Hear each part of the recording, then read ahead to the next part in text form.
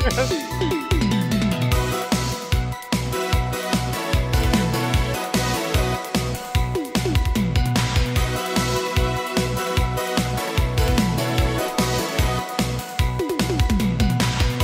birthday, Zoya!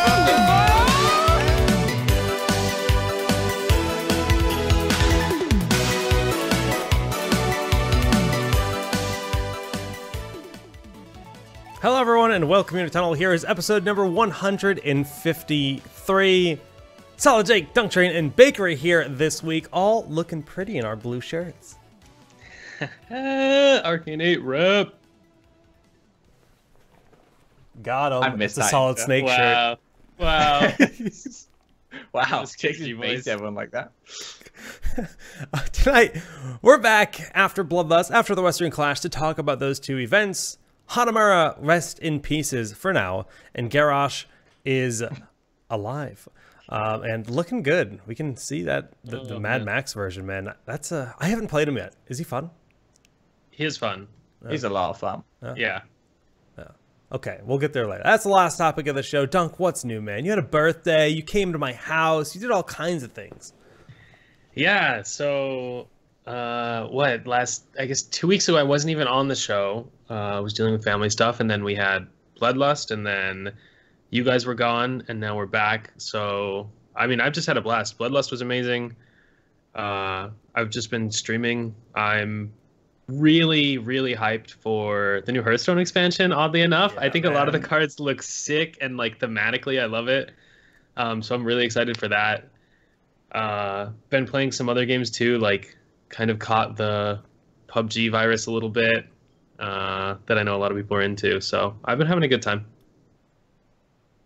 PUBG added that first-person mode, which I have yet to have a chance to try. I have just been swamped. I mean, like, Yeah. as you mentioned, I'll introduce myself before we go to Bakery. A rare thing for me to do that, but I'm going to cut you off, Bakes. Zoya and I, who I'm filling in for in this moment, went to Amazon Game Studios last week to collaborate on some content. is it really okay? They see just my face mega zoomed in on the preview. There we go. All right, It was really weirding me out, dude. I refreshed it. I could see the preview when you mentioned it. So Zoe and I got invited to go out to Amazon Game Studios to collaborate on some content creation, and actually the first video that we're releasing goes out tomorrow. But that's why we had no show last week, and we actually left. Well, we left the house around 5 a.m. after doing karaoke till about 3 a.m. So it was a bit of a brutal experience flying to California right away. But it was a heck of a week out there in Amazon land. How about you, Bakery? How was your week? I've had a fun time. So I was doing a lot of streaming. Then Western Clash came on, and since I wasn't there, I got to sit at home and make analysis videos. So you can find those on my YouTube, which is youtube.com/bakeryheroes. I put a lot of effort into them, and I'm pretty happy overall with how they came out. Yeah, I thought they were really great, man. Did you end up doing any more after day 3? No, not I didn't yet. see Like, anyone posted. Oh, okay. so the thing I was looking at is the final day I made like 2 videos like in total, and I was just like, I don't know, all these games, there was nothing like interesting. Like for me, I Yeah. wanted to try and highlight like the interesting moments where like hype things happened, like the dynamic things happened, and kind of just Fnatic stomped everyone. Yeah. Expert stomp Liquid was what happened the last day. So You know how that feels. Fnatic stomping, used to be us a year ago. That was us. Mm-hmm. Yeah. It's true. Well, we'll get to the Western Clash in a little bit. And Bakery, you kind of had your own part in Bloodlust. I think it's good to open up the show with Bloodlust. Since it's been a little over a week since the event did occur, just going to start off by saying, Heroes community, thanks so much once again for the ridiculous support, surpassing $10,000 in total for the event this year. $2,500 is where we started from Twitch, and you guys in the course of like 3 days brought it from $4,000 in prizing to $10,000 in prizing, and that's something else. I mean, the Heroes community showed up hardcore for that, and then the cheering in Western Clash. But dude, thank you. Just a big thank you, because, you know, overall the event was, I think it went pretty well. I think the community enjoyed it. Not as big of a success that I had hoped for initially in terms of everything, but still in the end, it was really good, I feel. Yeah. Thanks to everyone who supported Bloodlust. Bakery, you had your little parts in there, but you told me right before we were going live, but you're the one that actually made it hit 10K. So I was watching the karaoke stream. Oh, God. And I think, Jake, at one point you said, if we hit 10K in the next 30 minutes, then I'm going to show you guys this video that's on there, like on the web. It's got thousands of views of me doing a karaoke song at an anime convention. And I was like, I can't resist that. So I think I waited until like 1 minute before the cutoff and just instantly dropped the remaining money straight into the prize pool. And I got that video online for everyone, so I'm really happy about that. It was hard to find. Even I struggled finding this video. That's impossible to find. Yeah. It was hard to find for a good reason. And Jake, I actually sent you the file because the audio was muted in your country, but it wasn't in mine. So I like recorded the file off YouTube. Oh, yeah. and then sent it to you on Skype. Oh, that's how you sent it to me? Yeah. I wasn't only muted in the US, I think. Okay. That's so weird. That makes sense. I hope I still have it on my computer. But, so Baker... Don't start showing Skype. Shake, no. Shake, stop it. I'm bad at this game, guys. Feels good, man. Feels Goodman. All right. I'm making sure I haven't broken everything in the world. And we back. So, yeah. Oh. Oh, yeah, Jake, we're back. Totally back, guys. What happened? There we go. All right. Hashtag production. But buttons are hard, man. Like, they certainly are. But yeah, you can see everything was funded. The karaoke stream was something that Dunk and I feel were kind of terrified of. I think we were both a little bit dreading it. And, you know, we said, like, gosh, you know, maybe a half hour, maybe an hour. That's the maximum we're going to commit to this. And Zoya's like, nah, man, just go with it. We did karaoke for 3 freaking hours. Mistakes were made. Mistakes were made. I watched karaoke for 3 hours. Yeah. Definitely mistakes were made on both parts, I think. Jeez. Yeah. Yeah, but so there's a few questions. Like, number one, if your merch hasn't been mailed out yet, I know SmashGG is looking to get it all done ASAP. They were waiting for the event to conclude before shipping out the rest of the merchandise. So if you bought a shirt, bought a hoodie, if you bought a signed posters were all signed here, and I'm looking to mail those next week. Again, big thank you to everyone that bought one of those and for supporting the event. We have a few things that were promised throughout the weekend. And those are, we're gonna get done as soon as possible. So one of them was a behind the scenes video of Bloodlust, where you're gonna get to see some of the creation of some of the various events, stupid side videos we made and stuff. That'll be one video that we're gonna release probably next week. Dunk Train made a beard advice video, which is on our YouTube channel. It's called Uther's Beard Advice, I think. So check that out, because the Heroes IRL City Bakery. What did you think of the new Heroes IRL series that we did? I think it's best if I don't comment in a public forum. Damn. What? Could you pick a favorite? Is that possible, or is it just not possible? Wait, of all the videos you made, yeah, I pick a favorite. There's 9 of them. They're not all heroes related necessarily. I'll look them up. There was one which I did quite enjoy. Give the meat a good old rub. That's it. Dunk's beard advice was a good one. Hot, spicy meat. Yeah, boy. See that this has zero's relation to heroes at all. Yeah, it does, I'm afraid. Oh, yeah, it was kind of Uther. It was kind of Uthery. Yeah, it has. You didn't like Dunk's beard advice that much, or you did? Dunk, what was your favorite? All right, Kael'thas. Kael'thas was my favorite one. Kael'thas? Yeah. It's like the worst one because it's Zoya. I felt like the Misha one was the best by a wide margin. The sound effects were just too perfect on the Misha one with the cat. The Kael'thas one is funny though. This zoom in, like the shaky zoom in, tilted me so. I was so triggered. Me by that, too. dude. Me too. I'm so triggered. It would have been an easy decision. Like that was by far the best one, right up until the. Join me. Yeah. Dude, the zoom was largely intentional. Like I could have easily redone it and just redone that take in a heartbeat, but I was like, nope, keeping it. Sick 'em. Well done. I like the Misha roar at the end of the. It makes the video, I think, in my opinion. But they were fun to make. I'm glad you guys enjoyed them. We're going to be doing more of those in the future, whether it's at BlizzCon or something. I don't know. But I enjoy making that kind of stupid content. And if people laugh at it, I'll keep making it. I think the worst one is probably that terrible Butcher video I made you make. But I like that. Yeah, I like definitely the worst Misha one too. Easily the worst one. Not even close to not being the worst one.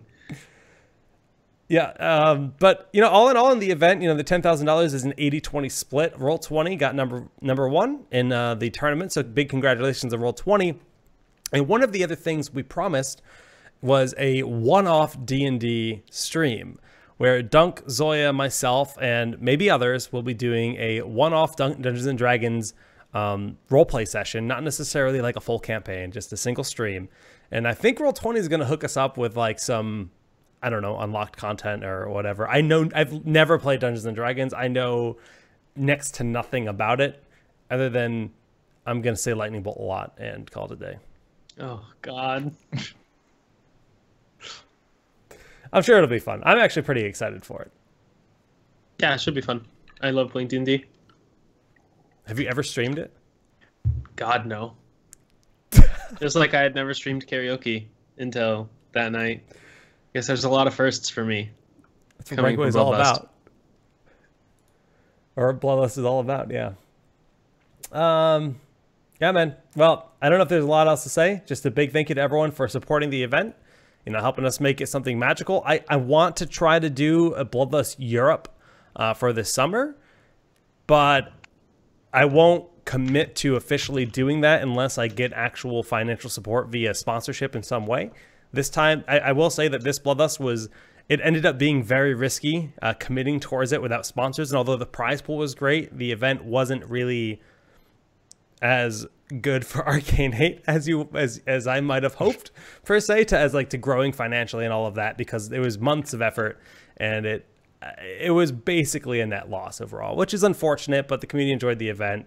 We had fun with the event, and you know, the players will get a solid prize pool, and I think that's fantastic. So up next, we've got the Western Clash, and the Western Clash naturally was a big deal to see how well the regions are doing against each other when it comes to North America. Is North America good enough to deal with Europe, and is Europe truly this beast of a region that we saw in Sweden? And it looks like that's the case. Well, I think the interesting thing is that the best teams from both EU and NA weren't there. Like, you know, because Roll20 weren't there, like Dignitas weren't there. Funny so it was kind of interesting seeing how like the tier 2 teams like stacked up against each other. Wow. Oh, man. I mean, yeah. Fnatic seemed to be the only tier 1 team at that event because they were on their own level. Everyone else was A tier, they were S tier. And, you know, I didn't catch most of the games since I was traveling and everything, but from what I could tell, it really wasn't a competition. It was a series of Fnatic taking dollars from players and robbing nerds. Fnatic, like nobody was even close to Fnatic's level. Like nothing was even remotely close in any of their games, I don't think. Yeah, which is kind of unfortunate. In all seriousness, it's not even like Fnatic tier S, everyone else tier A. It's like Fnatic tier S, everyone else like 2 or 3 maybe. Like the gap was huge at that event. Yeah. But it's not that surprising. Like a lot of times I feel like at Heroes tournaments, one of the teams comes out just way on top of the others, except in the tournaments where like the 2 Korean teams were close or whatever, right? Like I feel like I mean, usually there's one team. Usually there's one team who can contest the best team at any given event.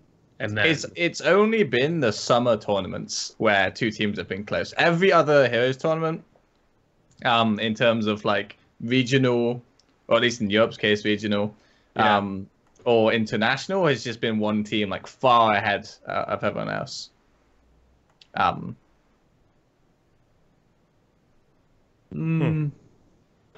Maybe. Like so, you know, like BlizzCon, like obviously Ballistics were next level, China as well. Summer, it was a really close like final, could have gone either way. Summer this year could have gone either way as well. But spring was MVP Black's flawless tournament. Yeah, I guess that's true. Spring wasn't even close. No, so it's about 50-50, having one team able to compete. I mean, were you impressed by, and was Team Freedom the only team that like was impressive for you guys? Nomiya is officially dead, right? Because Arcana's going to the UK, and well, that roster is gone. Roboderba's joined the 2nd place team in ANZ. Darksided. Arcana's left the ANZ competitive scene. Is going to be joining the EU one, which I'm really excited about. So, you know, you guys, if you value that ambition and you respect that, then go follow him on Twitter or something and give him a shout out. What's his handle? Is it Arcana Hots? Sounds right. I think so. Yeah, Arcana Hots. And I think I mentioned this on at least one stream before, but I really respect the ambition that Arcana has shown. Like the first time I spoke to him, I was like, hey, this guy sounds really ambitious. I'm not sure if I believe him. And then the second time I was like, okay, I believe him now. And then he's just continued to go like the extra mile, like consistently. And no words. I really respect him. Nice. Do you think he'll succeed in the European competitive circuit? I'm not confident saying 100%. I know not only like the way that Europe works is there's a lot of like teams that are regional, and there's a lot of people who have a lot of respect for each other from past experience or ladder and so on. Mm-hmm. So I'm not confident saying that his first 6 months he's going to succeed, but the next year I am confident that he will make it to ACC.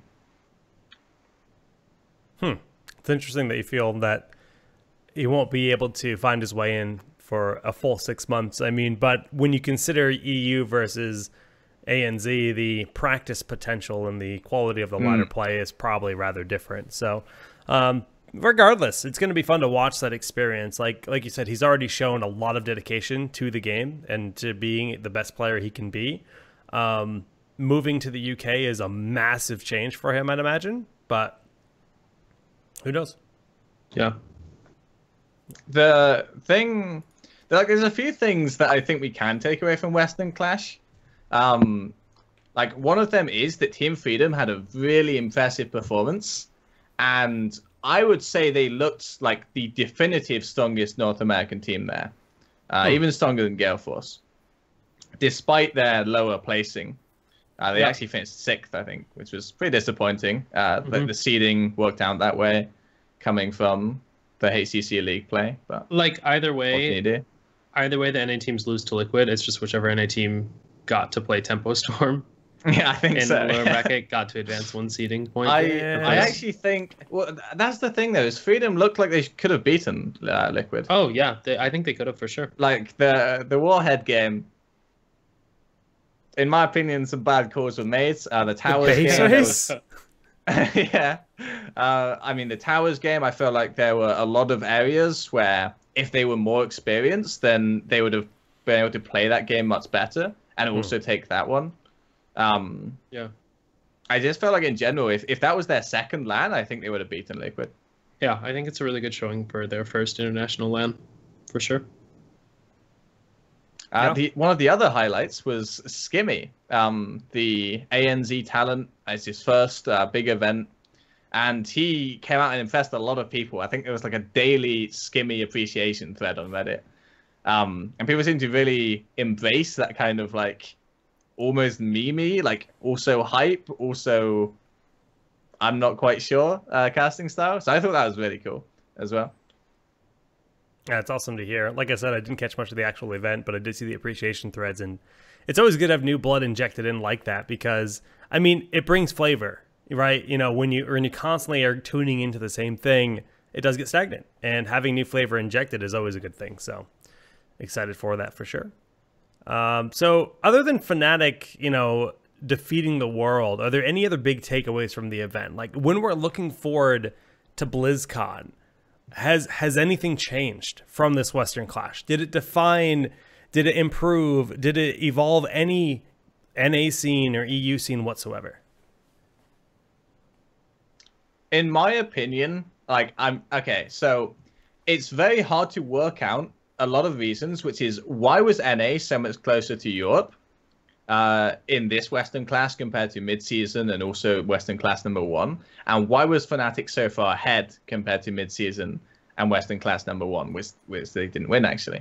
And it all comes down to if you think that Fnatic rose above, or if you think their competition dropped down. If you think that us and Liquid dropped the ball and we messed up, then the gap, like the EU-NA gap, didn't close. But if you think that Fnatic rose above, then NA got a whole lot closer to EU. Dunk, what are your thoughts? Do you think that that's possible that NA has actually started to close the gap?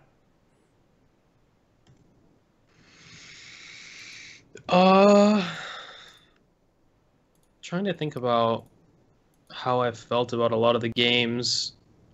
Performance-wise, I don't think NA closed the gap that much.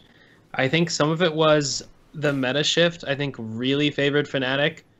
And like they're just obviously the best at utilizing the current hero pool. It's not even close. And then also all the games were so just like, I mean, scrappy is the nice way to say it, but there were so many throws and just terrible decisions and like really bad games from some teams. Like, so I don't think the gap is really closed. I think it was just a sloppy tournament from the lower seed EU teams, and NA teams kind of got to look a little better because of it, but still. It's like Fnatic's the only team that's playing clean every game right now. In this tournament, at least. Well, I mean, no real crazy upsets in the event. Congrats to Fnatic on holding that title after, you know, taking the global and then here. Bakery, what's your hunger level look like right now? After watching this event, after not being part of an international tournament for the very first time and getting a break, which so there's a win and a loss for sure.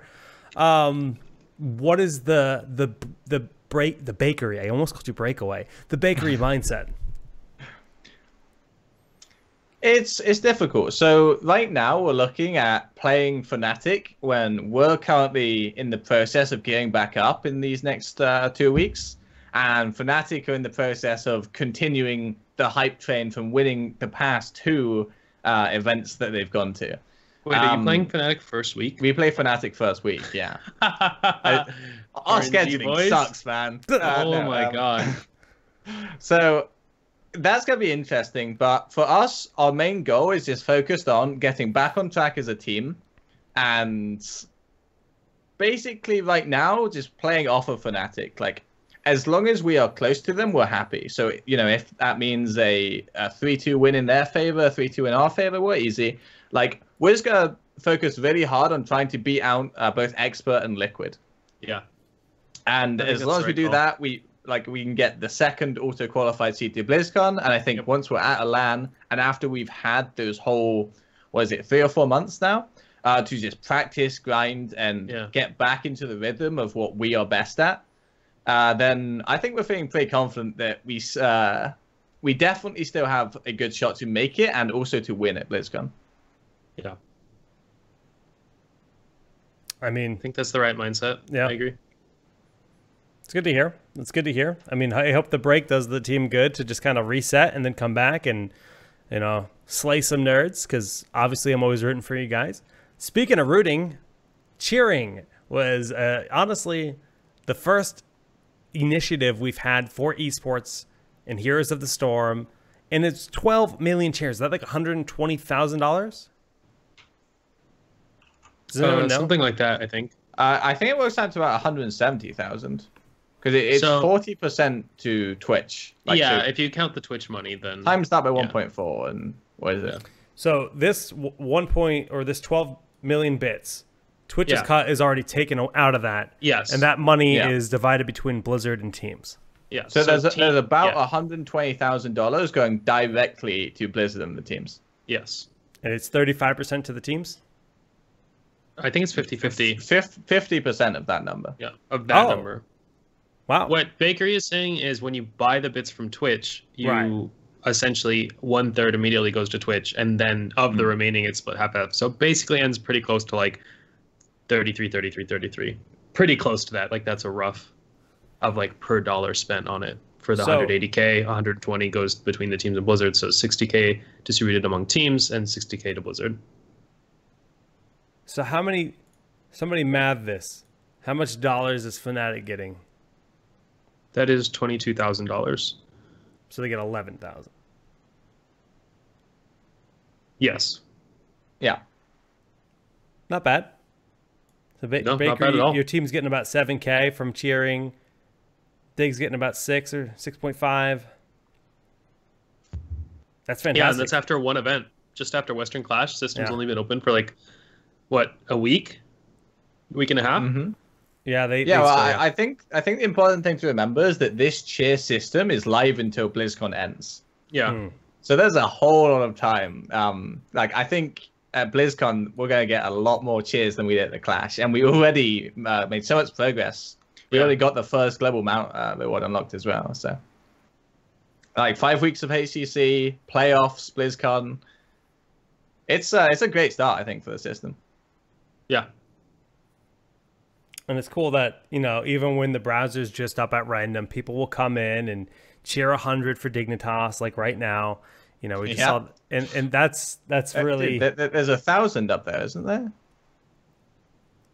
I can't see the name. Yeah, Lucy or 1,000 something? for Dig from Lucid Frost at 6 o'clock tonight. So half hour ago, people are just throwing out their esports dollars. I think it's about $20 total if you want to unlock all of the items for a single team.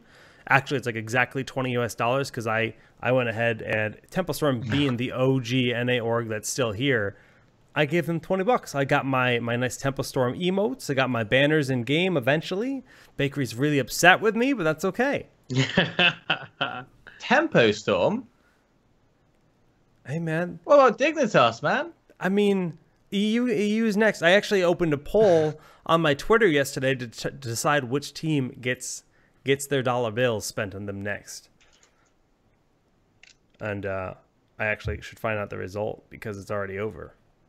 I'm gonna go find out. Maybe you'll get your wish, and maybe I will spend dollars on Dignitas Live. Wait for it. It's actually tight. It's well, then no one gets anything, or maybe I give it to Freedom. Baker, how are you so fast? How did you load my profile and do that in 2 seconds? TweetDeck. You're just a wizard. It's my secret. I have a TweetDeck, but it says Team Dignitas 28% as blue and Gale Force is 28%, but they're not glowing blue. So you must be like 1 vote up or something. Nice. Because Dig gets, it's highlighted as the winner. So, all right, dollar bills, y'all.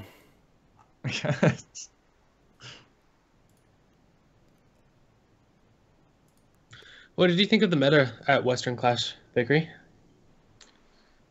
I think it was fine.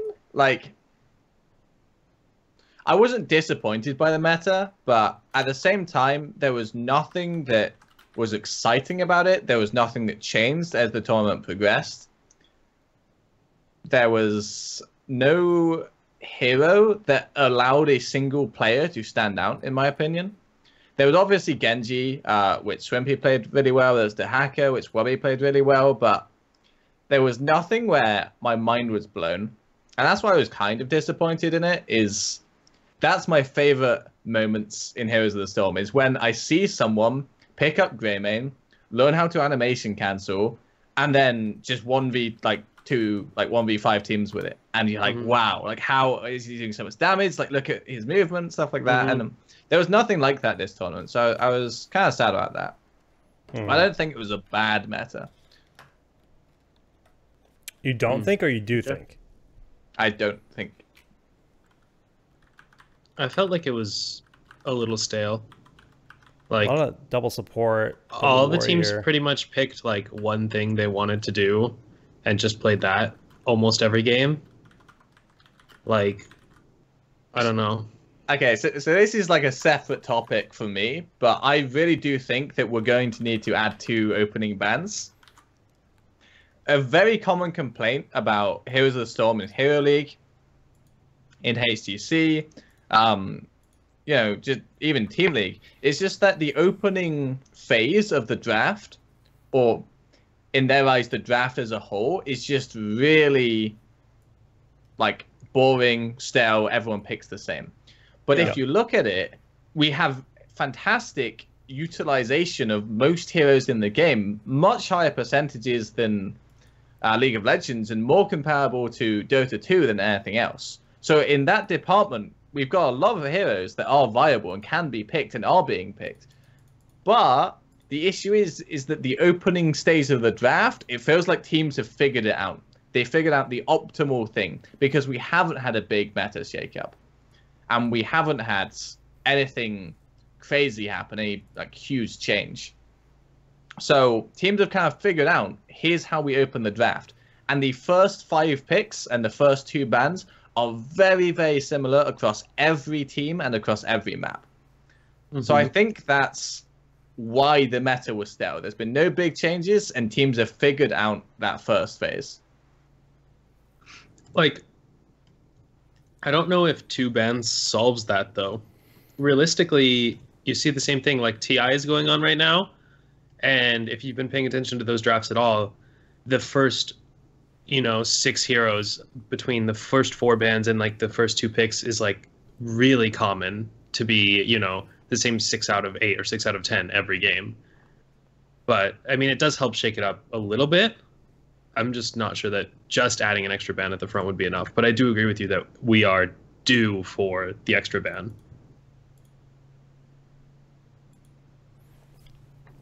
I feel like no matter what happens, though, adding an extra ban is going to promote more diversity. Like, it might not be the end all, like, this fixes everything, yay, but it's got to improve things, because right now it's pretty weird. Why is people saying rip Jake Cam? Is it orange? Yeah, it's gone a little orange. It is a little orange. I don't know what's... Oh, it froze because I was toying with it. Okay, whatever. It's I got a new Razor Stargazer that Amazon gave me, and it's got its quirks, I guess. We're trying to figure that out. But anyways, I mean, I'm hopeful for it as to like what kind of impact it could have. But the big thing that makes it difficult to compare it to Dota, I feel, is Dota's one map, right? And in the end, the fact that Heroes has so many maps, it's always going to be a vastly different thing. Cam, Beast, yeah. See, if I lean forward, it looks fine, but if I lean back, I start getting swarmed by the green. Oh! I think the white balance is I know, whatever. Ignore the cam. But Baker is Medivh the most overpowered hero in Heroes of the Storm. 7-0, 100% win rate, easy game. I just hate Medivh.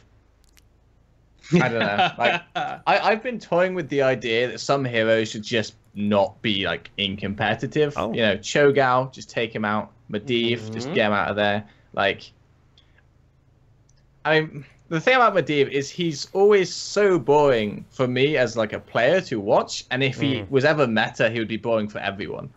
Like, since he's not, he's still kind of a niche pick. He's still exciting right now, but it feels so bad to play against him when I see, like, one team make, like, a really good play, and I'm like, oh my god, they're going to get so many kills here, and then either one person or no one dies because they have Medivh. It's not OP. It's just, it's kind of like a draft thing. You pick it late in the draft, you pick it in a good situation, and then, of course, it's a great hero, because you've got to choose when you picked it. I just hate the hero.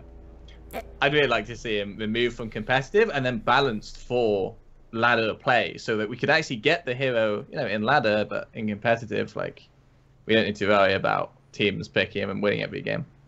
Mm-hmm. My impression was similar from watching the Medivh games. Like, almost every Medivh game was an extremely low kill game, because every time it was like, oh, they're getting a pick here. Just kidding. They're protected portaled out. Like, yeah, it's kind of obnoxious. And like, the thing is, in Heroes is kind of unique among MOBAs in that an almost kill is worth practically nothing, because so many supports heal their team back up to full over like 10 seconds, whereas in other MOBAs, an almost kill that Medivh saves would still be taking the opponent off the map for, 30 seconds or whatever. But in Heroes, it just doesn't work like that. So an almost kill against Medivh is practically valueless, which is unusual. And that's one of the things I didn't appreciate the impact of that difference when Medivh first came out, and I expected him to be really awesome. Conceptually, he's super cool, overall. But the constant protected and the I'm a bird, you can't hurt me, and I can see everything you're doing is just, it feels toxic to play against. It does. Mm-hmm. It's kind of like the Tassadar type stuff. Yeah. Where like it's just so hard to actually secure kills when teams are running really defensive lineups. And like, I appreciate like the having the shielding being like a thing, like a mechanic that isn't healing, but we found the shield-based, snap denial heroes to be really hard to balance. Even Zarya was super prominent for a while. And although she's really fallen off, it's for whatever reason the hardest thing to balance in heroes, it seems, is the shields. But I don't know, man. I hope double bans comes in 2018. I don't think you could do that now, though. I think it's, if you were to inject that like pre-BlizzCon in the middle of the season, it's weird. I agree. It would shake I don't things think you up change far it too up. much. Yeah, I don't think you apply the change to draft before BlizzCon. I think you announce it before BlizzCon, and then it goes live after BlizzCon. I agree. That seems fair. I wonder, what are the changes Blizzard might have in mind for BlizzCon? Because like, that's definitely on their radar. It has to be, right? They see the same exact info that we see. They see the same, draft results and all that good stuff that the whole world sees. And is that enough to bring maybe 4 bans? Do you think that would be too extreme? 2 bans at the start, 2 bans in the middle? Or is there not enough supports, not enough tanks for that yet? I think 4 bans is too much. Yeah. I don't think so if you spread it out more. I think if you did 2 and then 2 picks for each team, 1 ban, 2 more picks for each team, 1 ban, okay. 1 pick at the end. Because the picks the bans right before the last picks lets you close out anything, I think, that like would completely annihilate your draft. So I think it would actually make the game, it would be like more fair, because the draft would have less impact, I think, if you got that extra ban before the last pick, so that they couldn't pick like the most broken thing against your comp or whatever. I think Heroes has always struggled with this inherent issue, though, where drafting, especially at the highest level, but even in Hero League, is very important, possibly even more important than these other games like League of Legends and Dota. But we can't afford to have such a long time spent on draft, because our games are 20 minutes. Yeah. So we already have issues where our drafts are too long for actual gameplay phases. That's true. Adding more bans, adding 4 bans, adding more phases, all this stuff just increases the time like more and more. So that's a good point. I agree with Dunk that our dream scenario is having this really cool system where you can put all these bans, put all these phases in. But does that add too much time onto the draft, does that negate all the efforts that we've tried over these years to bring the draft time down and make it quicker to get into a game? I wonder if you have to go extreme and make like some sort of match-based drafting system, like to speed it up so you don't spend so long in between games, since we have such short games. Like, because you are right, maybe that's a big problem with the viewability, because the draft time is so long compared to the game time. Yeah, I think drafts need to be cut, period. Even without adding new heroes, I think drafts last too long. Like, I watch VODs. I don't watch live 90% of the time. And that's because I don't want to invest the time watching the draft personally. I want to just get in and watch the games. And I can save myself. Also, I'm busy on the weekends as well, right? But I want to save myself that time by not watching the draft. And that's my opinion. While the order is interesting, it takes way too long. And I don't know. I turn into a space boy. I space out so hard sometimes during drafts. I'm just like, you know, if I'm there and I'm engaged with it, that's one thing. But like, if I'm tuning in, just wanting to watch games, dude, my phone comes out, boot up Clash Royale, lose some games, get mega salty, punch a pillow, Angry Jake GG is evolved into Raging Jake GG, and that's just not good. Not good for anyone. Okay, so here's where I think we need to go. We need to do our draft in game, and so we just need the loading time to like disappear or something. So there was this really cool MOBA called Dawn, which didn't survive for very long. It was made by EA. A lot of promising concepts. It was really cool to play. And the best thing about it is that it matched games. The draft phase it had was like each person votes for a ban at the start or something. And then like those heroes are banned, something like that. And then everyone just goes through, picks their heroes like rapid fire. And then as soon as the last hero is locked, it goes to like a load screen. But the game was loading during draft, and as you locked each hero in, it added that hero to the game. So 5 seconds after the last hero was locked, like you spawned and the game was going. If we had that technology in heroes, it would be so much better, and we might have more time for draft. I mean, best case, we just have shorter draft times. Like that's exactly what we need.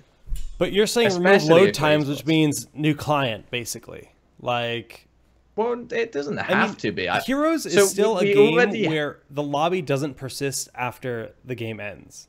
Like, yeah. But remember, Brawl, we actually already have draft in game with Brawl.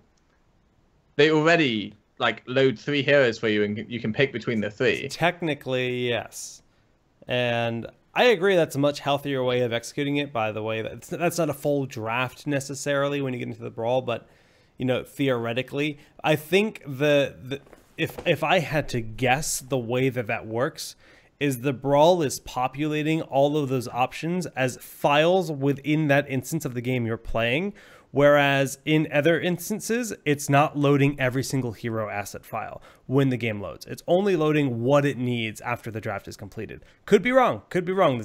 That's just a guess as to why it operates the way it does. So that way it doesn't need to load 70 heroes versus 10 heroes. But yeah, I don't know. That would just, the flow would be so much better for esports if that was the case. Anyway, I want to rope this topic back in towards the HCC Western Clash.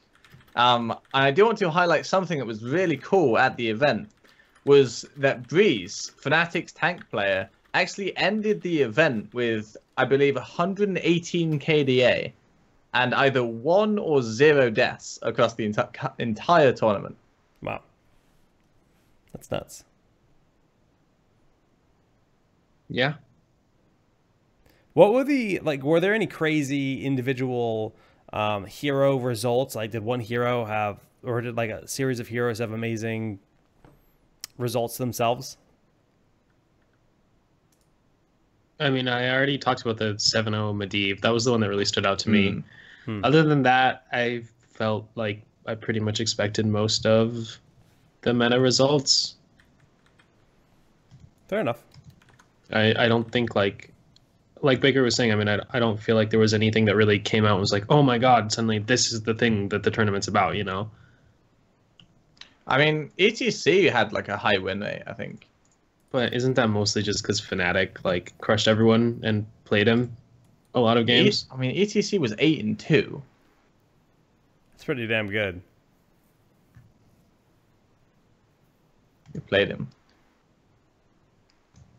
So yeah, okay. Fnatic played him 4 times and won everything, but also Liquid and Expert as well won most of their games with him. Yeah. Were they locked out of like the Dahaka Stitches and Noob? Do you know? Because it was played with Dahaka a lot of the time and stuff. Oh wow. I think Stitches was underrepresented relative to his strength at this event. Not by like a wide margin, but by a meaningful amount. That's cool though. Any final thoughts on Western Clash?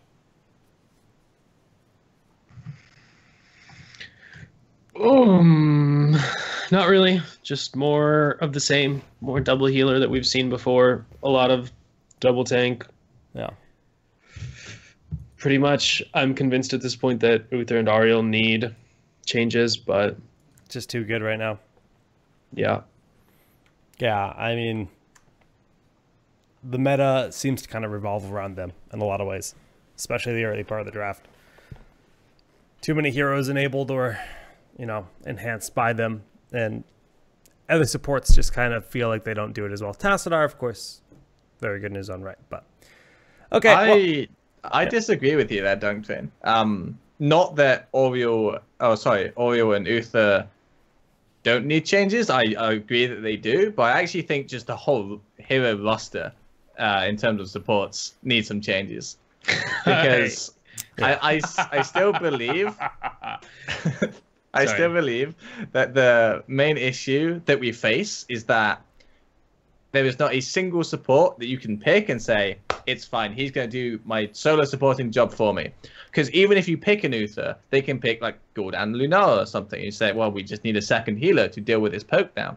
Or if you pick, let's say, like Oriel, she can't solo heal out of combat because she gets no energy. So they even cut her energy generation out of combat. I just feel like the changes that we saw over the past few months, every single one of them was making supports more specialized.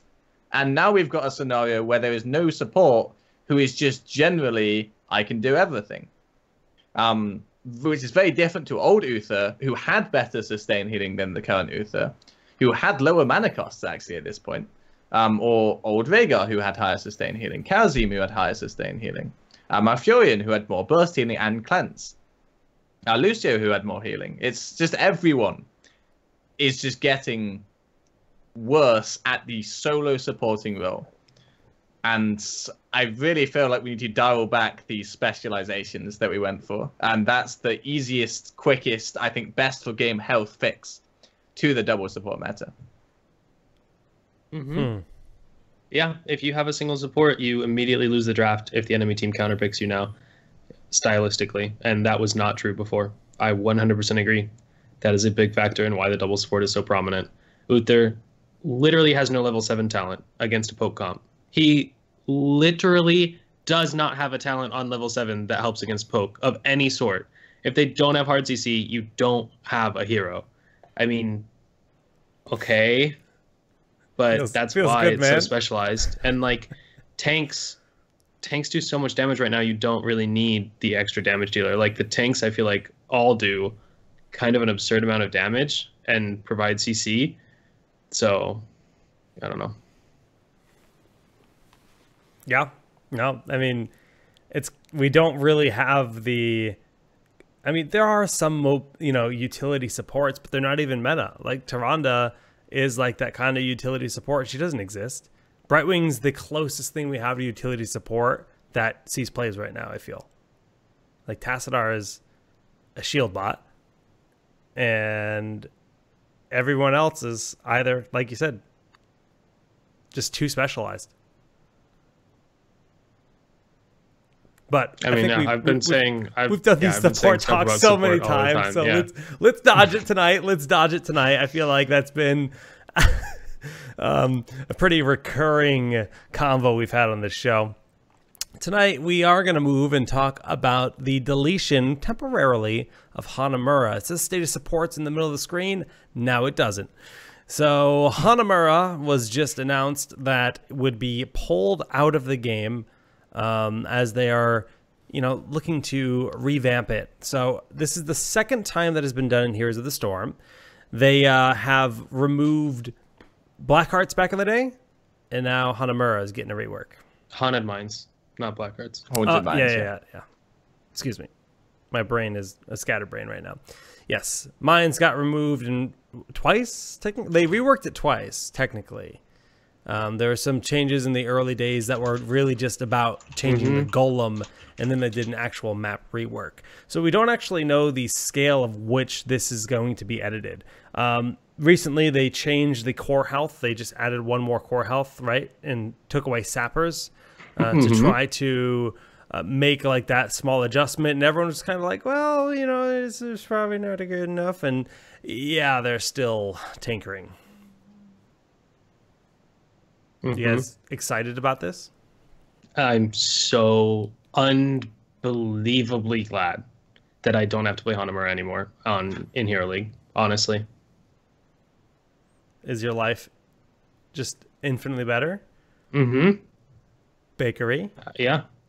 In one of our previous episodes, we spoke a lot about Hanamura, I think, and I think most of the stuff we said there, I do still agree with. Pretty much everything that was said there, I still agree with.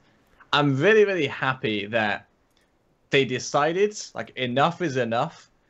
This is a hard call. This is our new map. It's our only Overwatch map. Like, there was a lot of hype about this map coming into Heroes 2.0, and they decided we are literally going to remove this map from the game until we do a better job. It was a hard call to make, I'm sure, for the development team, but I'm so happy that they made it, because I am very sure that this is the correct path, and I honestly really enjoyed the concept. I just think the execution, something was really off about it. So I'm really looking forward to what they come back with, and I'm hoping that they can improve it a lot. Yeah. I mean, I think this was the right decision, for sure. I'm really glad. But it is a tough call to make. I agree with Bakery. There is something not as optimistic that I do want to bring up, which is recently they gave a Reddit AMA answer, and they said in the coming weeks and possibly months, we're going to be making aggressive balancing changes to the maps. So far, we've seen a fairly impactful change to Dragonshire and a fairly impactful change to Hanamura, but that has been it in the entirety of the last 45 months since they gave that answer. So we're not really seeing those changes. But the other thing I want to bring up is I very rarely feel like when they make these changes to the maps and they get released, and we get them at first and we're skeptical, and then we play it more, it becomes the norm. I very rarely feel to the point where the only time I can think is removing triple shrines on Sky and fixing triple shrine spawns on towers. Every other change has made the map worse, in my opinion.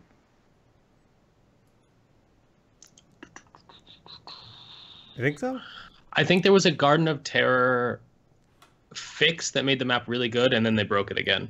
Yeah, I completely agree. It was like Garden of Terror was really bad at first, and then they fixed it, and it was amazing, and then they broke it again and just left it like that. The garden thing especially puts me off, because what happened is there were 3 changes in a row where it was very hey, we know there's an issue, we're trying to zero in on it. And it was tuning the terror, tuning and how the it functions, its abilities, and how it spawns. Yeah, and they zeroed it in, and I feel like for about 3 weeks we had a fantastic map. Yeah. And then literally 3 weeks after that change, where everyone was really enjoying it, I felt like they were just like, reworked the W, and suddenly the map was even worse than before, I feel like. Yeah. And ever since that garden change, I feel like every other change to the maps have made them worse.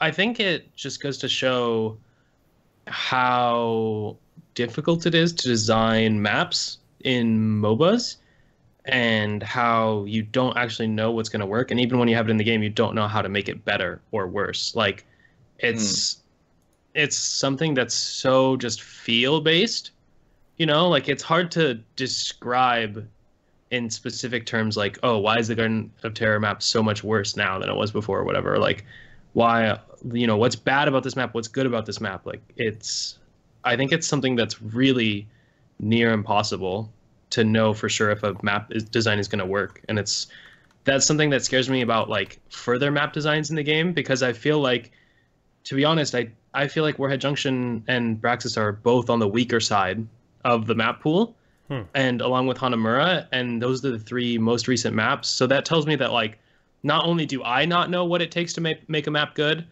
but Blizzard, like, doesn't really have their, you know, they're not on target with like what they want to be doing in the future maps to make good, enjoyable maps. It's kind of like shotgun, throw darts, do whatever, and just hope they hit, like Sky Temple and Tomb of the Spider Queen.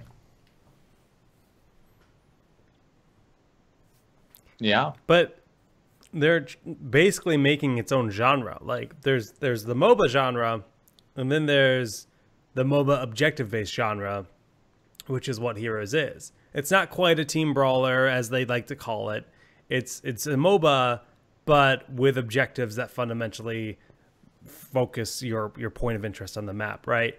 And they've created so many different maps where it's honestly, like, in a lot of ways it's like a MOBA party game, right? And sure, it's very competitive, but it's, you know, every other MOBA in the world, is there another MOBA that has 2 maps that's actually competitively played on 2 maps? Like, League has, didn't they shut down the circular one with the power-ups? Yeah, so Dominion was kind of like a brawl game mode before, like, the idea of brawls was fully fleshed out. That was more an experiment. They do, I believe, still have an active 3v3 map, but the player base is very small. Yeah, and ARAM. But are they true like other maps? No, like, there aren't competitions, there aren't ranks. Well, I think it used to be ranked for 3v3. Not sure if there still is, but there's not ranked ARAM. And the ranked scene for 3v3 was like, you know, gold and platinum players game rank 1. So yeah, I don't know. It's a challenge for sure. That's very obvious. And Hanamura broke so many like, first Towers of Doom broke the boundaries, right? They were like, we're taking the core away. Worked out. Hanamura, they tried to press that idea. And I love the Merc camps. I think the Merc camps are super cool. And Duncan, I think we were talking about this when you were here. Just like the idea of them making the Merc camps the objective. That's the whole objective, is like there's a jungle.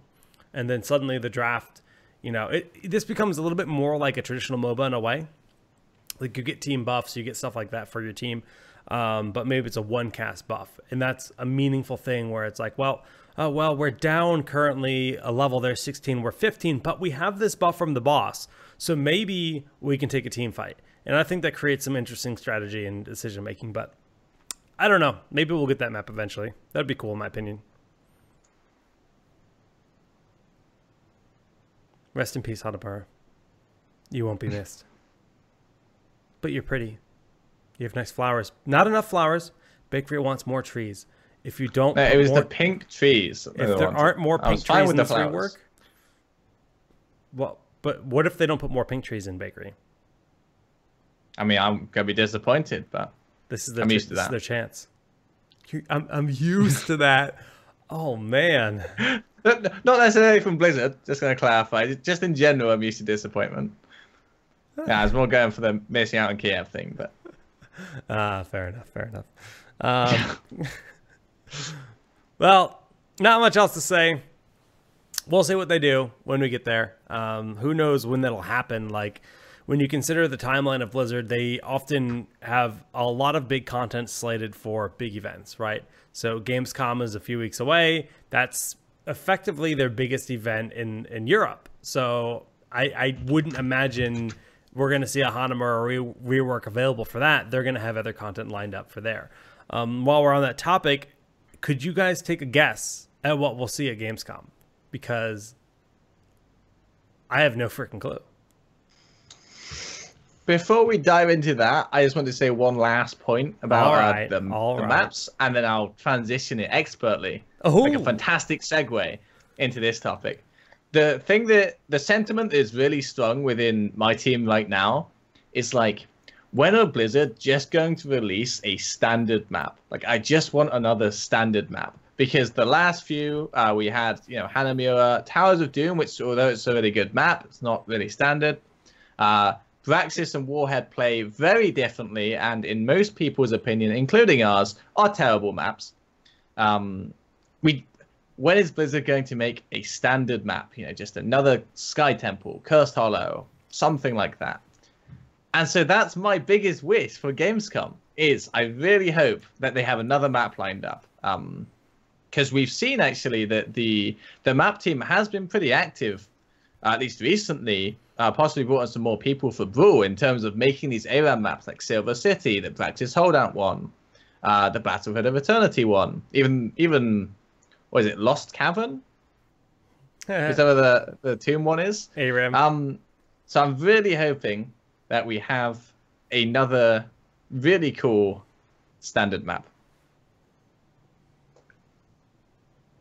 Dunkus, if you had a hope, what would it be? A hope?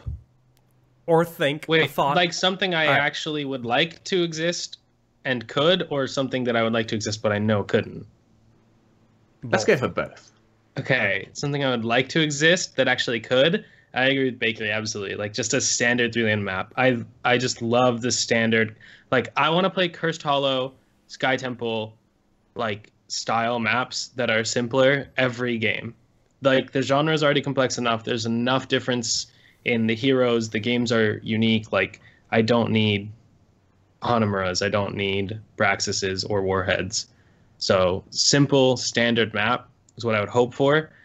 My wildest wish coming true, all of the 2-lane maps are removed from the game permanently, and Blizzard promises never to design one again. And everyone cries and pours one out for Battlefield of Eternity, but overall, the world is a better place. I think BOE could make it through. I like BOE. It's not perfect, but I like it as well. No. Okay. On the map discussion, since we're still kind of there, someone just mentioned, Obrock asked in chat to compare the Brawl for Blackhearts Bay and the regular map. Now, if you haven't played the Brawl, the fundamental difference is there's coins all over the place, right? There's chests that spawn in multiple locations. There are giant chests that spawn, and the way it works is you get tons of coins. The first team to turn in 100 coins wins. It just kills the core. So it's kind of like Towers of Doom meets Blackhearts Bay with tons of gems.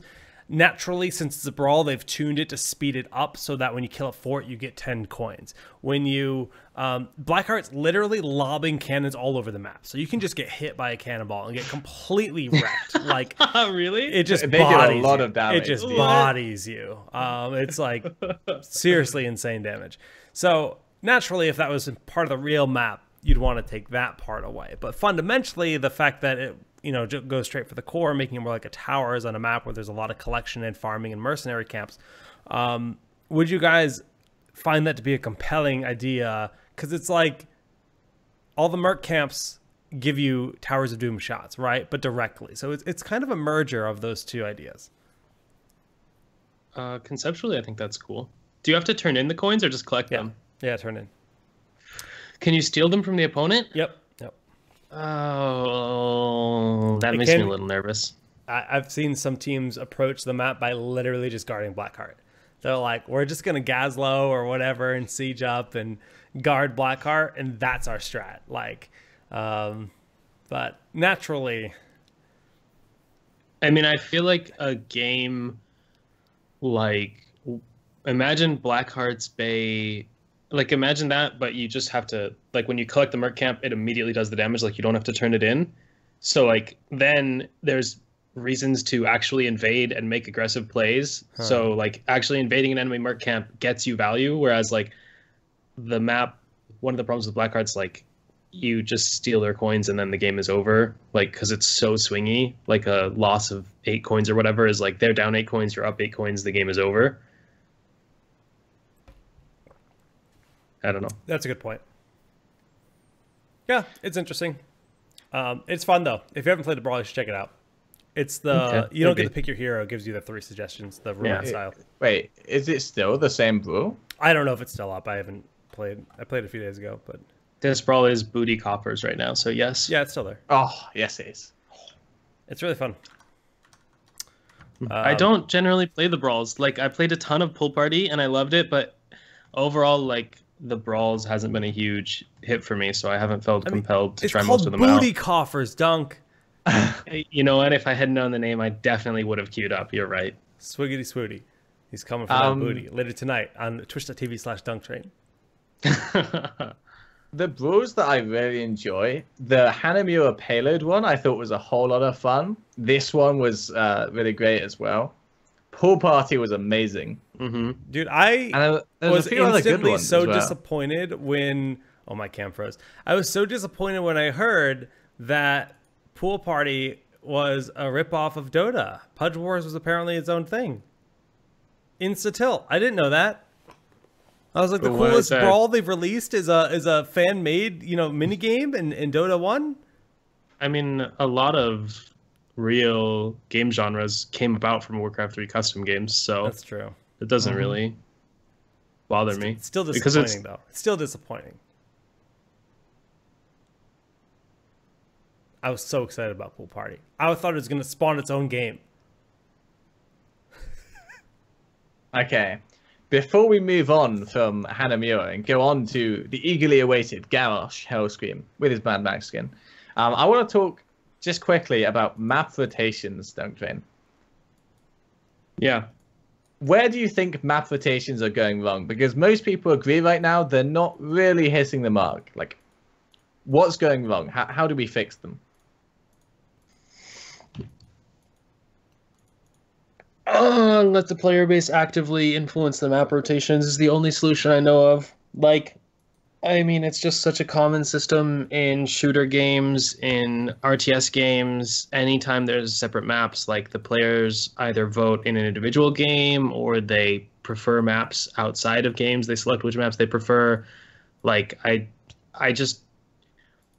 The problem is, personally, I think there are some maps that are good and make me love playing the game, and there are some maps that are so bad that it makes me really frustrated and I don't enjoy the experience. And Blizzard does not acknowledge when people say certain maps are worse. Like, they don't acknowledge it, except in the case of Hanamura, where the community response was overwhelming. Like, I don't know if Blizzard thinks Braxis or Warhead are the best maps in the world. They keep putting Warhead back in the rotation, so am I supposed to expect that they think that's a fucking great map and they want that to be Heroes of the Storm? Like, that's what makes me upset. So, I don't know. Just, I would veto. I would love to have map vetoes. I would love to be able to say what maps I don't ever want to play on, even if, like, it was a vote system. And, one game, the 9 other people in my game really love Warhead. I could deal with that occasionally. I really love Warhead. I think it's the best map, and I think you should always base race on it. Dunktrain, do you want to start, like, maybe a new podcast and, like, both leave this one? So we don't have to deal with comments like that. Yeah. I think the first issue that I have with map rotations is I feel like the guy who's picking them, or the team who are picking them, are doing a terrible job of creating good map rotations. I just feel like there's never a good balance of, hey, these are some 2-lane, these are some like standard maps, and here's your one like random one. It's just always feels like they overload on, like, we're going for all the PV maps now, guys, and then next time it's like, okay, now we've got all the 2-lane maps in the rotation now. I just feel like we really need to have a much more varied selection like straight off the bat. But the main concern that I have with doing anything like a veto system is that we already have some issues with possibly ranked player base at the highest level, but definitely ranked matchmaking at the higher levels. And every time you do a system where you allow people to choose what maps they play, the rank system kind of falls on its face. We can look at CSGO, where they have to have multiple out-of-game matchmaking services to do the matchmaking so that they can get good games. Because when you allow people to select map pool, someone can play cash every single game, grind to global elite, and he's actually like a gold level player. So there's always issues with stuff like that. I mean, you can alleviate that by having the system be, once the match is made, then you choose the map among the people. Like, that's the system that FPS is on console, at least back when I played them. I don't know. Like, I think Halo 2 had that system. Same for me. Halo 3 had that. That's what I would expect to be the best one. Like, you get your 10 people in the game, 3 maps pop up, people click on the map they want the most, the one with the most votes wins in like 8 seconds. Again, I don't think the client supports that. Like, I don't think the game is built to be able to do that.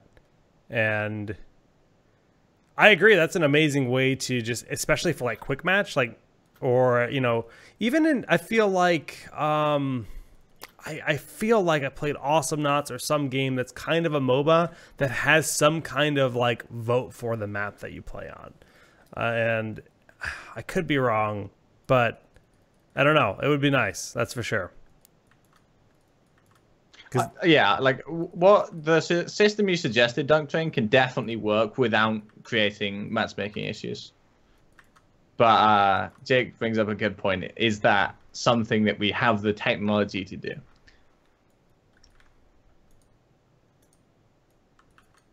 Probably not. Speaking of technology, Garrosh has got some nice tech. New technology. Throwing. Hell yeah.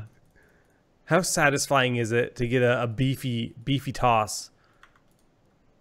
Dude, it's so much fun. Is there any way to choose the target, or if there's 2 targets? Closest. Always closest. Okay. Here's the thing. We've moved on to Garrosh, guys. Here's the thing that's been really frustrating me about Garrosh is that if you try and do a combo anywhere near like the enemy minion wave, it is nigh impossible to actually do the combo. I don't know if it's like a balance concern, but if it isn't, I would love if they just made it that the throw prioritizes heroes. Because I never want to throw a minion when a hero is near me. So unless it's literally, hey, Garrosh's combo is too strong, let's make it less effective in minion waves, it just feels terrible for me. I suspect that's what it is. Like, to me, that feels like a reasonable counterplay. Is like, oh, I know I'm against a Garrosh, I'm at least going to like hug my minions or play around my minion waves so he can't effectively throw me. I think that's valid. Mm-hmm. But I do agree with you. Like, it feels a little frustrating, but my frustrations with the throw are probably exacerbated a little bit by the current bug where sometimes the throw will go on cooldown and not work if they're moving too fast or something. Is that a bug? I thought someone said it was definitely a bug, according to Blizzard or something, but I haven't seen the post myself. As far as I know, they haven't commented on it, and when I first played him, I was thinking, damn, like, this bug's really annoying, but the more I thought about it, the more it seemed to me that that might be, intended. Well, like, it really goes kind of against the way the game works. There's no other ability, I think you can cast it and get no effect at all and have it go on full cooldown. Like, there's heroics that go on 10-second cooldown if they're interrupted, but if I'm not mistaken, most abilities at least try to start their effect, and if you get interrupted, well, you got the start or something. Like, I was thinking about this earlier, and I think I came up with one ability that was like a targeted ability, and if someone was to ice block or something, it would go on cooldown. I mean, like, I know Diablo E, for example, if he starts the E and then you get interrupted. W. So if Sylvanas chucks a W and the person ice blocks... projectile. I feel like that's different. Yeah. I feel like you have a different expectation of projectiles compared to like melee abilities, if that makes sense. I mean, Sonya Slam, they can go out of range. True. I don't think I've ever seen a Sonya Slam. Or they can ice block or something. I don't think it. I personally have never seen it go on cooldown. Are you sure that's how it works? If that's what happens. I'm not sure. I think someone said it would, but I'm not sure. Cooldown's off mode. Pog jam. Oh, okay. Asgard's tweeted that the implementation was to allow for counterplay. I believe someone in the chat is saying that's about it going on cooldown if no one's in the area.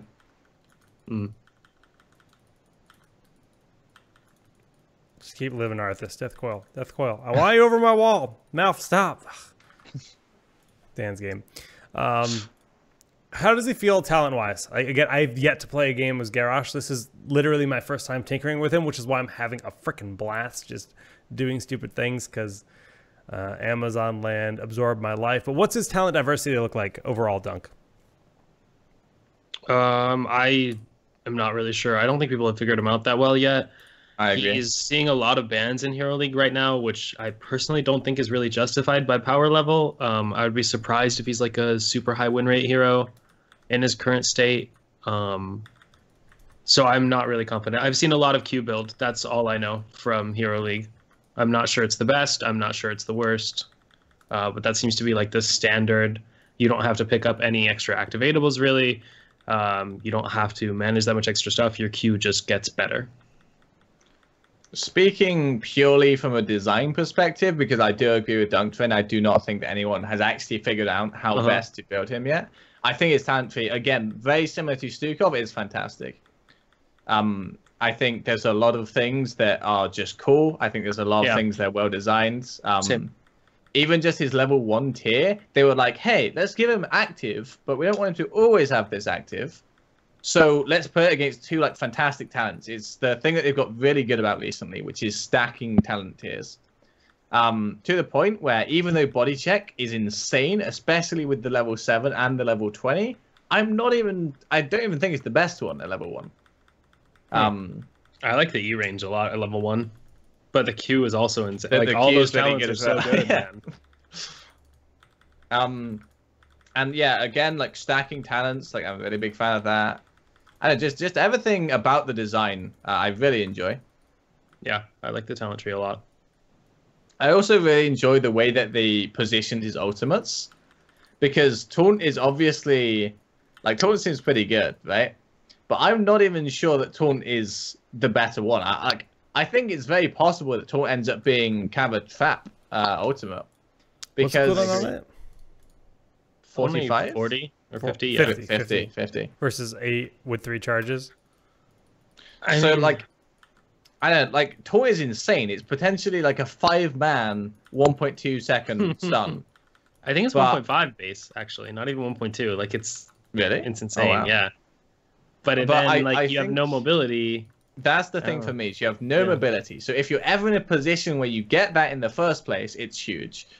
If you're ever in a position where you are high enough HP to actually live through that, because unlike other taunts in other games and also Varian, when you taunt people, they just kill you. Like they actually do a whole lot of damage. They're doing full damage to you. So I just think it has like a lot of issues, and so I really like that they have this decimate, very unimpactful, but it's cool. It's like another basic ability on your kit, and that's legitimately competitive with the huge impact ultimate of Taunt. So I think it's really cool. Yeah. Decimate gets a lot of like consistent value over the course of a fight. The other thing I love, there's 2 more things I love about Taunt. Level 4, his cleanse, and level 7, his allied throw. I think both of those are really amazing. Yeah. I mean, I'm always a fan of adding more tools as options in heroes kits, and those are both tools. Like, I know not everyone wants to play piano builds, activatable stacked builds. Like, it's your 2 button, Jake. Yeah. Different cooldown or no? Yeah, separate cooldown. Yeah. That's amazing. I know not everyone likes those, and I love that you don't have to pick those in Garrosh. Like, you can just go Q build. But I love when there are extra tools available to me to make more plays with. Mouth, get your bitch ass back here, boy. Matt, get in. Yeah, that's really cool. It's really fun. I was reading Reddit when I was at Amazon, and they were saying like you can throw mosh pits and stuff. That's really fun. They fixed that. That was a bug. Yeah. Oh, really? I feel bad. Yeah, that was pretty silly. Are But there you any can other? throw Diva mechs, I believe. Can I? Oh, okay. So if there's like they're running away from the explosions, like nah, explosions running to you, boys. In theory, I could pick up a mouth and throw him in, and he could Twilight Dream. That sounds really stupid, but that's the thing. I mean, you can throw in an ETC into a mosh. You can throw in your Garrosh clone, who then throws them back, and then you throw them again. The dream. Wait, that's actually genius. It's like double throw, right? Okay, what was the third thing? Oh, just you were talking about the two different ones, Yeah. the 4 and 7. Did you notice Decimate does half the damage to minions as it does to heroes? I think it feels really bad that it is so low to Yeah. minions. But I Yeah. also think it's a balancing thing because Decimate, I do think, is already the stronger one, and they didn't want to make it even less impactful to your heroes, so they had to make like, some concession, which I think was the wave play. Yeah. Clearing waves on him feels so bad if you don't take the W talent at 4. Yeah. Like, it feels so bad. But it's okay. I mean, like, at least you have a choice. If you feel like you need wave clear, you can go the reset talent at 4. But other than that, it was like, oh, God. Okay, Jake, can you pick Decimate for us and turn on minions? And just check the damage like to the minions. So I think they need to just make it so that you use this 30-second cooldown for lane clear. Reduce the cooldown on that into the fray. Does some decent damage when the target lands. Easy.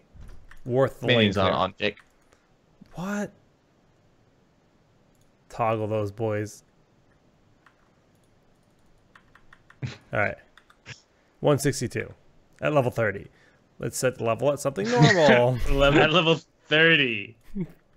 Level 10. Level 30, man. So you want to decimate on minions.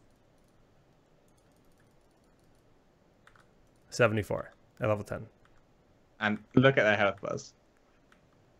Yeah, I mean, like, I'm not saying it needs to change. I'm just saying it felt awkward, like It spinning a feels giant so and bad. spinning a giant axe around, and it's like the minions are, It's haha, Gore you do no Howl. damage to me. It's not Gore Cowl, it's Gore Howl. It's like, I don't know. It doesn't, I don't feel like I'm wielding a 7-4 weapon or whatever the hell its Hearthstone stats are.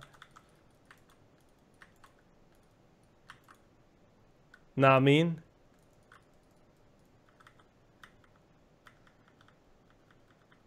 Yeah. One more thing I do want to say on a bit of a negative note about Garrosh is that I feel like his animations in general are missing something.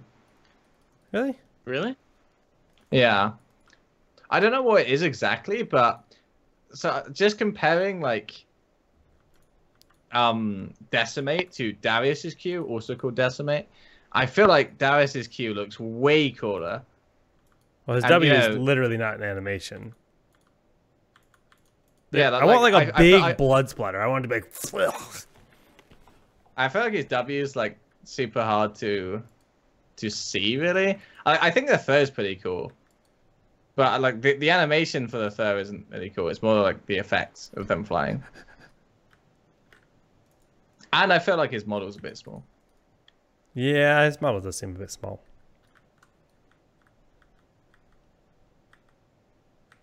I don't know. He seems cool to me. I think he looks awesome. The badass Manaroth horns on his shoulder, whatever they are.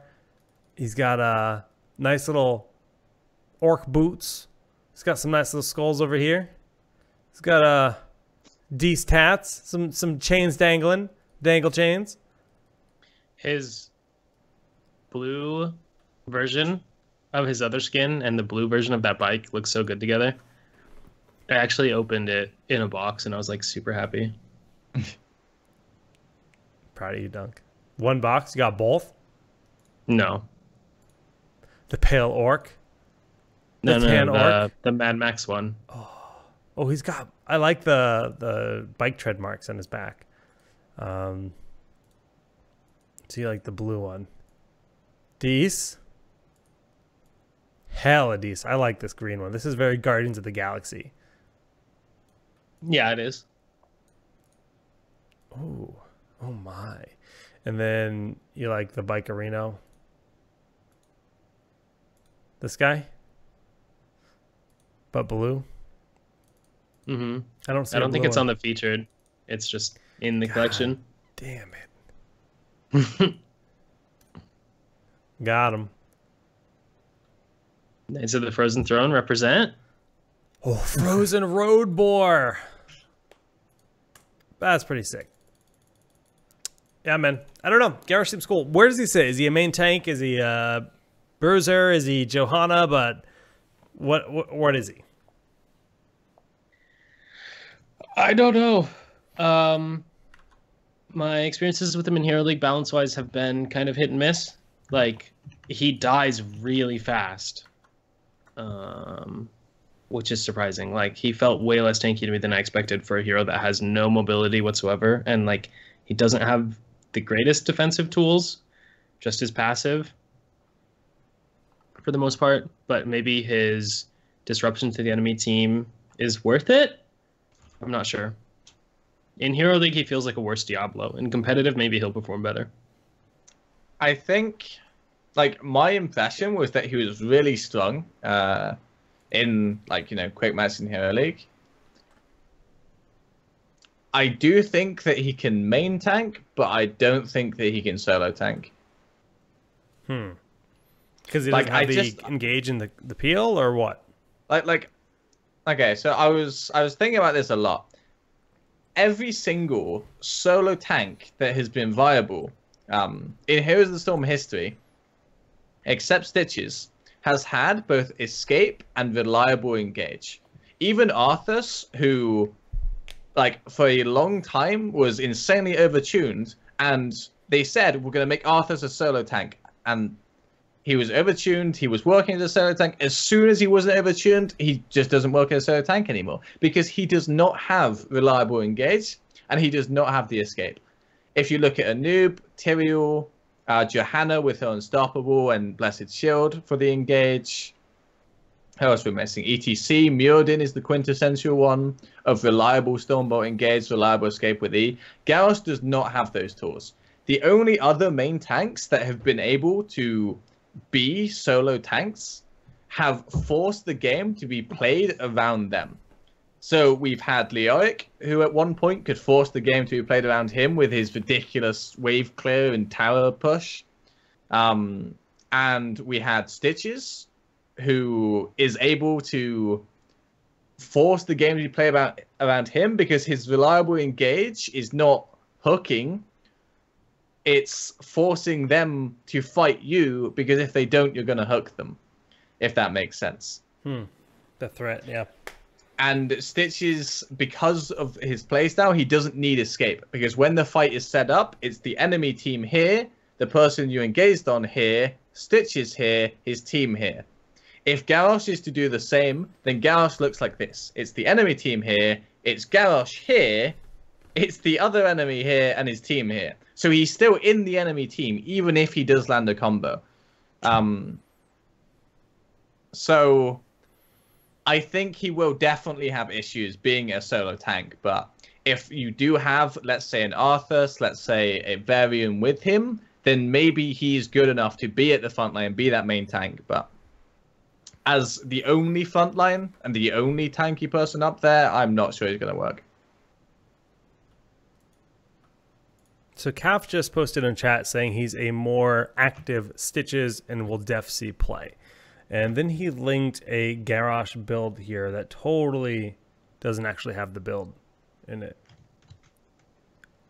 Oh wait, I can see the number at the end. There's like the link got broken. If you backspace before the exclamation mark, it works.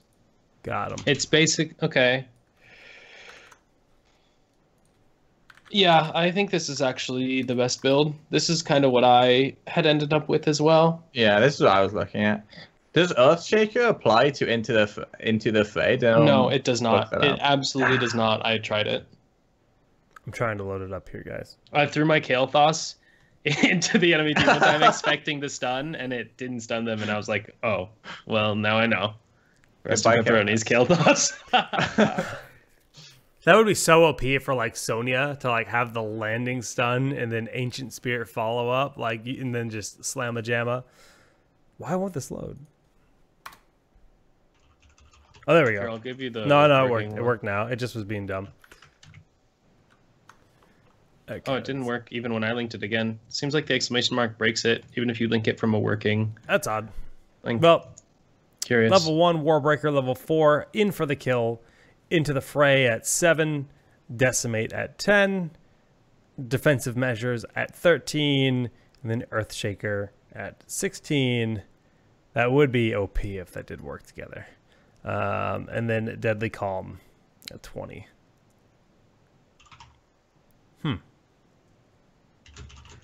Deadly Calm sounds really good.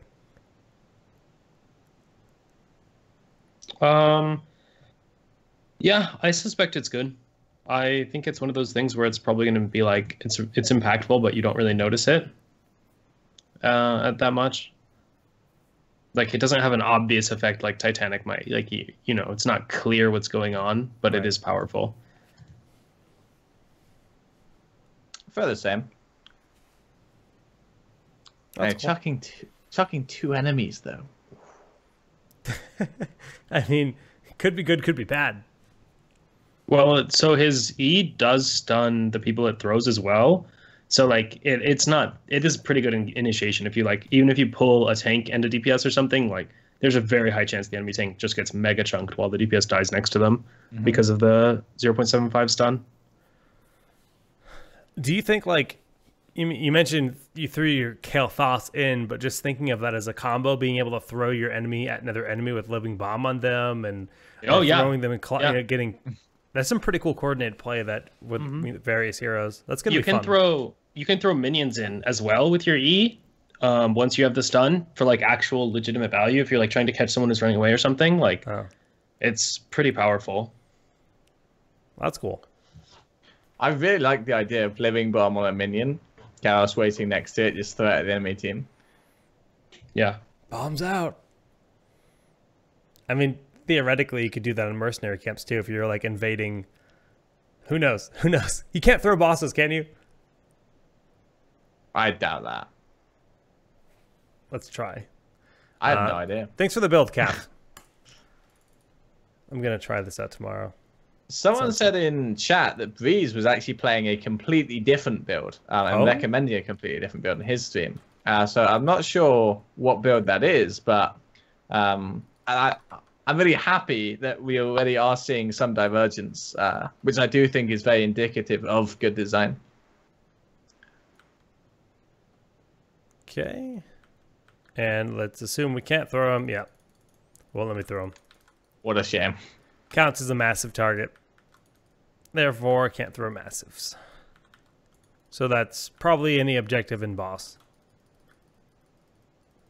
Someone says he can throw dragons on Dragonshire, which is gold. What? Dragon gets like different treatment than the other bosses for whatever reason, because it's piloted by a player. I wonder if you could throw a Garden Terror as well, but I'm not sure. That's interesting. Calaris says you can throw Garden Terror. Oh, okay. Because they're pilot controlled. Yeah, I mean, it makes sense. It's a different rule in the game, so they're pilot controlled. Oh, someone says you can't. Damn, the battle in the chat. Yeah. Oh, God. Okay. You can't throw Archon? You I mean, can't? that seems like a relic of old design, to be honest. I'm not sure I even believe that. I don't know. Clarus fake news. Well, if you remember, Archon and Odin used to be the original turn yourself into a massive unit, so you can't be gorged or anything. That's true. I feel like they should probably not have that status anymore, to be honest. Seems like kind of outdated. It does feel like. Do they? Can you even go? Like, can you gorge an Odin now? No. No. I don't even know. I don't think you still so. can't? No. Yeah, exactly. I feel like that should be gone, but I think it isn't.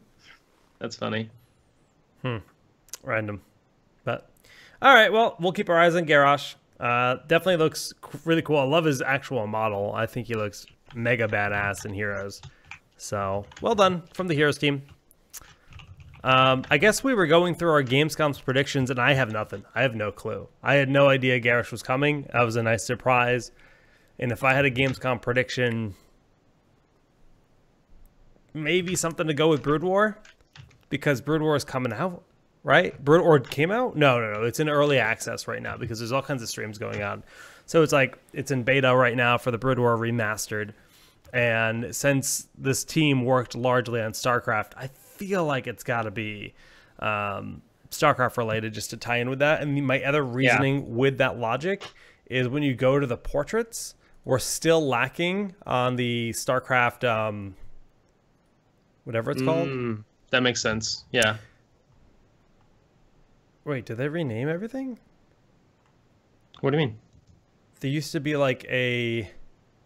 Yeah, there used to be a Diablo, Diablo category. Yeah, they condensed it. They condensed it. I haven't looked at this in a little while, but the StarCraft Legends aren't there still, right? The original StarCraft box art isn't there, so I'm feeling like we're gonna get some cool StarCraft stuff. Hey, I would definitely like StarCraft stuff. Dude, some of these are nice. I haven't seen some of these. Damn. They snuck those in there. God, this needs to die, though. Grunty Murky can go burn in hell. That needs to not exist. Holy hell. Which one? Grunty Murky is just the worst. His lips are like... no. So, earlier on in the show, we were talking about, maps, what we'd like to see at Gamescom, and me and Doug both said, new standard map. And then we talked about the Blackhearts rework, and I got really sidetracked, in my brain. I was thinking of this amazing idea, right? I'm not sure it's actually amazing. What I was thinking is, if there was this map where 5 minutes in, it just teleported everyone, exactly as they were, into, an arena, and then they just fought, and then whichever team won, so the last man standing or whatever, the last team standing, did a point of damage to the enemy core. Hell yeah! So it's not a standard map, and then it just continues every 5 minutes until one team wins 4 fights or something. Mm-hmm. Well, maybe it has to be 3 fights. That would be sick. So would the teams be separated until the brawl happens, and do they have No. Well, no. So it's just a normal 3-lane map. You just play down the lanes, and then at 5 minutes, everyone you can keep them the same HP. You can No, I think you full heal them. I think you full heal everyone, reset all cooldowns, and let them go hard. It's just literally all out team fight. It sounds like whoever a fun lives brawl. Yeah. Gets a point of core damage. Fun brawl. No, not a brawl. Not a brawl. A real map. I don't know. It sounds... I don't know. I don't know if I'd like that. That becomes so, Is there, a setup window? Does it just drop you on top of each other? How big is this pit? And do mercenary camps exist pushing while you're in this pit? Yeah, no. I have so many questions. All the whole map is just about getting more XP than your opponent, right? Okay. And then if you time the things properly, you can make it so they're not at XP breakpoints. So if someone gets a 2-level lead, then they do fight up talents and stuff. But I don't know. It's a crazy idea, but I feel like if everything goes to plan, that would be so much fun. It would be fun. I don't know if that would be... I don't know. Give me the alpha testing, Bakery. I'll play it. I'll make it in the StarCraft 2 map editor. What if people started doing that? Trying to make their own custom heroes maps in Star 2? That'd be the jankiest thing. I mean, it's give StarCraft 2 more players, I think. So I don't know. I think Brood War is going to kill Star 2 personally. I think Brood War will have its cult following and be huge in Korea, but we'll save that for TownHall StarCraft. The show that'll never exist. But all right, it's time for shoutouts. We're towards the end. Wait. I want to bring one thing up, which I did promise I would do earlier, which is the Western Clash production was not on point. So Jake, you were saying you don't like to watch Heroes broadcast as it is because of the delays between maps and stuff. Well, Zoe and I were trying to watch when we were at Amazon, and we're just like, I guess we're not watching. Like the first day across a 13-hour broadcast, we managed 13 games and averaged, I think, 1 hour, 2 minutes per game, which was like an average of 18 minutes in game time, or even lower possibly. That's not good. Like the first day of production was not good at all. They did step it up and it did get better, but so there was were it constant issues. Logistics with the stage? Because that's a pretty. I do not know. Because that was I wasn't there sadly, Jake, so I can't elaborate. I know. I just in the chat. Maybe he can give us some insight on what exactly happened. Yeah, I mean. That's always very frustrating for everyone because, like, the players, if they're just trying to play the game, that actually even gets into your head because then you're waiting this, extreme amounts of time just to get into the next game.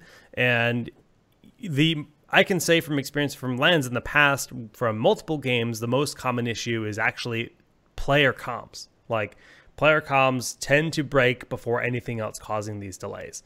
I'd imagine it wasn't production having issues. I would assume it's stage, which is part of production, having issues, because that's always the hardest part of LAN events. And I have plenty of sympathy for that because I know how hard it can be and how many things can just break easily that cause a domino effect of chaos. Yeah, audio issue on stage cause problems. See, that is, the Killer said that in chat. That is actually the most common issue. That's not a Heroes thing. That's not an isolated thing for one production team. That is a very common thing in esports. So it's shitty when it happens. It sucks for everyone. It makes the days longer for the whole crew. It drains everyone. It sucks for viewers. It sucks for players. And I don't know if there's like a good way to isolate that. Like I really don't. I just more testing the day before. But if you guys remember the epic delay we had at BlizzCon a few years back, like 3 hours, baby, that was me. There was no issue in the rehearsals prior to that. The Warcraft broadcasts, like stuff just breaks, and it sucks when it happens, but stuff breaks. So feels bad, man. Bloodlust production, that was pretty good. Yeah. All right, shout-outs. Baker Izzle. So, shout-outs to my team. Shout-outs to Team Dignitas. Shout-outs to all you guys who were cheering for us and supporting us, even though we weren't in the Western Clash. All the people that reached out to tell us how great we are, even though we weren't there. We really appreciate that, and the whole team was feeling a lot better because of that. So, I just want to give those guys a shout-out and leave it at that. Lord Dunk. That shout out was so fast I didn't have time to get my shout outs in order. I don't have a team to shout out, so shout out to Jake and Zoya, and partial shout out to Bakery for being excellent sports about Bloodlust, and it was a really fun event. I'm glad I got to spend that weekend with you guys. And shout out, of course, to the Heroes community again for all the support and funding. Appreciate it, guys. Yeah. I mean, for me, it's just echoing that exactly. Big shout out to you guys for flying out here, making that weekend magical. Like, the initial aspirations of the event were to have, like, 3 guys on production and, like, 5 guys here to cast, and sponsors didn't exist. But we made this situation where it was, like, the 3 of us are just going to cast the whole event, and we're just going to have fun. Every night after the cast, we just got together and made stupid videos. Like, and like we just been hanging out. Kubi had his cameo in those. Kubi came out to see us, which was really fun. And I'm glad you guys enjoyed that content. I don't know why 400 people watched us sing karaoke for 3 hours. But, you know, shout outs to you guys. Shout outs to Bakery, who not only joined us for a cast, but also, oh God, the Skype is back on my full screen cam. What happened? But it also, Bakery donated a good chunk of change. Bakery's mom donated. Oh, yeah, she did. Baker's mom, or she bought some shirts or something. But, you know, it's honestly just super cool to have this kind of support from the community a second year in a row. I think And prizing Bloodlust is now paying out about $22,000 from year 1 and year 2, which is amazing. And hopefully we can find a way to make it a little bit more valuable for Arcane8 financially, to be able to bring more people in. We'd love to have Haloran. We'd love to have Jayhow. We'd love to have a larger pool of talent here, because we invited a lot of different casters initially, and then we're like, well, actually, this is not something we can commit to, and we don't want to overstep our bounds. And I think I mentioned earlier, pending what the winter schedule looks like, pending finances being an option, we will probably try to do something for Europe, do a European top 8 invitational of some sort, if that's on the table, because the fact of the matter is I'm super thankful to be able to create events like that. That's what's super rewarding to me, is to be able to execute a production and think through the whole process and do it. And I'm glad you guys enjoyed it. And I'm so thankful to have guys like Dunk and Zoya and the community support me in that mission. So, bam, I think that does it though. Zoya, we'll be back, and you know, we'll get the Town Holiday announced. We'll get the D&D thing announced. We have a bunch of videos, like the karaoke video, that are going to go up on YouTube. So follow the Arcane8 YouTube, follow us here on Twitch, and thank you for the like 100+ new subs we got over the last week. It's feels good, man. Feels good. So thankful. Any final shoutouts, guys? I think I rambled. I just feel like I talked too much while you guys were listening. Oh, well, I wasn't listening, so honestly. Good. Yeah. All right, fam. We'll see you next time. GG's. Thanks for watching. Welcome here to Town Hall Heroes.